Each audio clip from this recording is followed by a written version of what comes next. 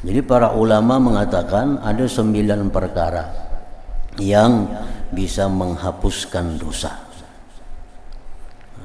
Ada 9 hal yang bisa menghapuskan dosa-dosa kita ini. Salli wa sallim ya salam ala nabi khairil anam wal ali wa. Dari Anas radhiyallahu anhu ia berkata, Zainab binti Rasulullah sallallahu alaihi wasallam wafat. Zainab anak Nabi. Zainab ni bini Nabi ada, anak Nabi ada. Nang bangaran Zainab ni. Zainab binti Rasulullah sallallahu alaihi wasallam wafat. Dan ia adalah seorang perempuan yang sering sakit. Maka Rasulullah SAW mengikuti jenazahnya. Maka keadaan beliau tidak menyenangkan kami. Ketika kami sampai di kubur, maka beliau memasukinya dengan pucat wajah beliau. Lalu ketika beliau keluar, maka cemerlanglah wajah beliau. Maka kami bertanya, wahai Rasulullah SAW, kami melihat dari engkau suatu perkara. Waktu engkau masuk kubur, kami lihat engkau pucat. Begitu keluar dari kubur, kami lihat engkau gembira. Maka dari apakah demikian itu? Sahabat bertanya kepada Rasulullah sallallahu alaihi wasallam.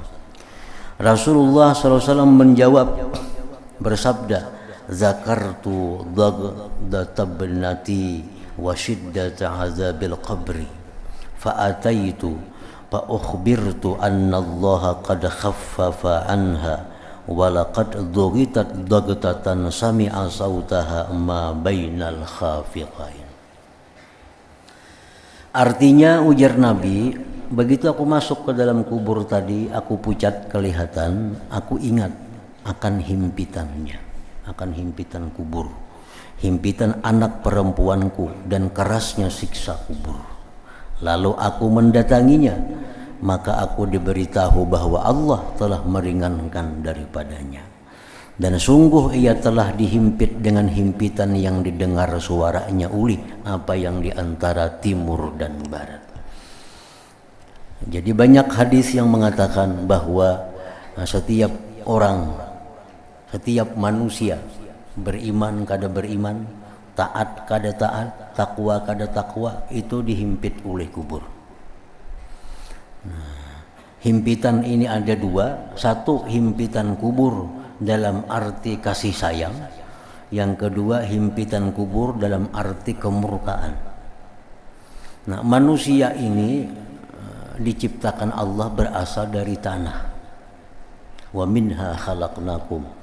Dari tanahlah dari Tuhan kami ciptakan engkau. Nah, manusia ini asal dari tanah. Nah, sekian tahun manusia ini hilang dari tanah. Begitu mati, manusia kembali ke tanah, kembali ke ummihim, kembali kepada ibunya. Nah, kembali kepada ibunya. Nah, orang yang lawas hilang, begitu kembali kepada ibunya, itu pasti akan dipeluk oleh ibunya. Nah, kan manusia dari tanah, ibunya manusia adalah tanah, asal dari tanah dan kembali ke tanah. Nah, begitu manusia ini kembali masuk ke dalam tanah, tanah pasti akan menghimpit manusia ini, pasti akan merangkul, karena ini anak nang lawas hilang nih. Nah, kalau anak ini hilang dalam keadaan baik, anak ini hilang dalam keadaan taat, maka bumi si ibu ini merangkulnya dengan rangkul kasih sayang. Pisit juga ragapannya, cuma ragapan kasih sayang. Nah, kalau anak ini anak yang durhaka, anak yang jahat, nah, lawas hilang, durhaka kepada ibunya, begitu dia kembali dipeluk dia oleh ibu, cuma pelukan dengan pelukan yang penuh dengan kemurkaan. Nah, jadi setiap orang manusia itu pasti dihimpit oleh kubur, karena tanah itu adalah ibu asal kejadian dari segala manusia. Berkata sebahagian ulama bahwa himpitan kubur itu bagi orang beriman itu termasuk kafarat zunub juga. termasuk penghapus dosa juga. Nah, jadi orang-orang yang beriman kepada Allah, yang mereka misal dalam dunia ini melakukan dosa-dosa dan kada sempat tobat kepada Allah sehingga dosanya tak bawa mati, dalam kubur dia dihimpit yang sakit oleh kubur, nah itu jadi kafarat dosa kepada orang ini, sehingga kita di akhirat mengurangi dosanya. Termasuk dalam hal yang menghapuskan dosa adalah kafarat dzunub. Jadi para ulama mengatakan ada 9 perkara yang bisa menghapuskan dosa. Ada 9 hal yang bisa menghapuskan dosa-dosa kita ini. Yang pertama dengan tobat istighfar. Tobat dan istighfar. Kayak apapun kita dosa banyaknya, kalau sudah kita tobat istighfar kepada Allah dengan benar-benar, maka itu dapat menghapus dosa. Yang kedua, amal saleh. Nya banyak bisi dosa, cuma nya banyak juga bisi amal saleh. Banyak juga bisi amal saleh. Nah, banyak bisi amal baik, banyak bisi dosa, banyak lagi amal kebaikannya. Sehingga waktu ditimbang kena amalnya kalah amal kejahatan ini, hapus, hilang. Banyak amal baiknya. Nah, jadi amal-amal baik itu ada hitungannya. Kalau dihitung di akhirat kena banyak yang baik daripada yang jahat, maka yang jahat akan hancur, akan binasa dapatnya amal kebaikan itu. Yang ketiga, orang yang dibalakkan oleh Allah di dalam dunia dengan musibah-musibah dan dia sabar menghadapinya. Nah, dalam dunia kita musibah, baik musibah diri, musibah harta, musibah keluarga, musibah apapun yang dalam dunia membuat hati kita sedih, membuat hati kita sakit, itu penebus dosa. Kalau kita sabar dan ridha menerima cobaan Allah itu, menghapus dosa juga. Nah, yang keempat ya tadi yang kita maksud nih, himpitan kubur. Ini meninggal dunia nih, kada sempat tobat, kada sempat minta ampun kepada Allah, beramal baik kada banyak juga. Dalam dunia bilang kada biasa dapat musibah, orang ini makmur aja. Nah, di kubur kita dihimpit oleh kubur. Nah, himpitan kubur itu berfungsi untuk menghapuskan dosa-dosa orang yang beriman itu. Asal beriman aja orangnya, asal beriman kepada Allah. Nah, jadi dihimpit kubur, sakit dihimpit kubur.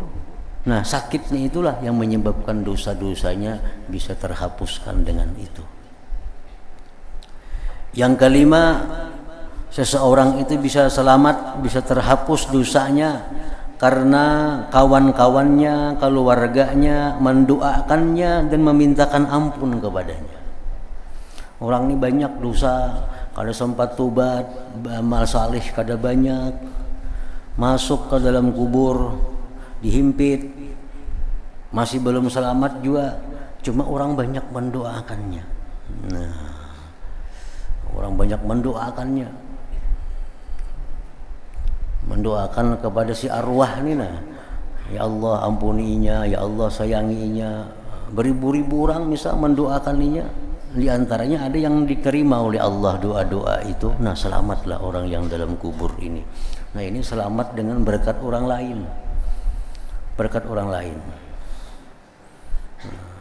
Ini anak aja bisa lagi, misalnya kuitan banyak salah, kuitan banyak dosa, kuitan kata piba amal salih, sidin mati. Nah, anak aja bisa lagi berpikir kayak apa supaya sidin selamat. Nanti tiap hari kah didoakan atau disuruh orang kah mendoakan. Nah, itu akan bisa menyelamatkan di akhirat. Yang keenam, atau orang-orang yang hidup ini menghadiahkan pahala amal kepadanya dalam kubur itu. Nah, menghadiahkan pahala amal. Yang hidup ini baca Yasin, tonton baca Yasin, ya Allah sampaikanlah pahalanya kepada Fulan bin Fulan. Kayaknya pulang ada membaca Quran, ya Allah sampaikan pahalanya kepada arwah Fulan bin Fulan. Berdoa tapinya, imbahnya tuh. Nah, kayaknya bersedekah ya Allah jadikanlah pahala sedekah itu untuk Fulan bin Fulan. Kebanyakan yang mengirimi ini akhirnya selamat juga yang di dalam kubur itu.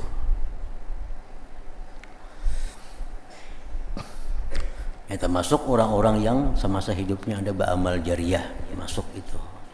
Termasuk. Yang ketujuh, orang yang dibalakan Allah di padang mahsyar. Nah, orang yang beriman ini di padang mahsyarnya sengsara, huru-hara di padang mahsyar. Padahal beriman kepada Allah, cuma banyak dosanya. Beriman cuma banyak dosa, kada sempat tobat, kada sempat banyak beramal saleh. Orang mengirimi lawaninya kada ada, anaknya kada tahu-tahu lagi. Nah, sehingga di akhirat orang ini mendapat kesusahan huru-hara di padang mahsyar. Nah, huru-hara padang mahsyar itu pun kayaknya akan berguna mengurangi dosa kita di timbangan amal itu. Yang kedelapan, orang yang dapat syafaat Nabi. Nah, orang ini orang jahatnya bagaimana? Cuma banyak dosanya. Banyak. Tapi kayaknya di akhirat ini dapat syafaat Nabi, ya selamat dah. Nah, yang kesembilan, atau dia dapat rahmat khusus dari Allah Subhanahu wa taala. Padahalnya banyak banget dosanya, banyak banget kesalahannya. Cuma begitu di akhiratnya dapat rahmat dari Allah, maka selamatlah dia. Nah, jadi ada 9 macam perkara itu yang bisa menyelamatkan seseorang yang di masa hidupnya banyak berbuat maksiat dan dosa kepada Allah Subhanahu wa taala.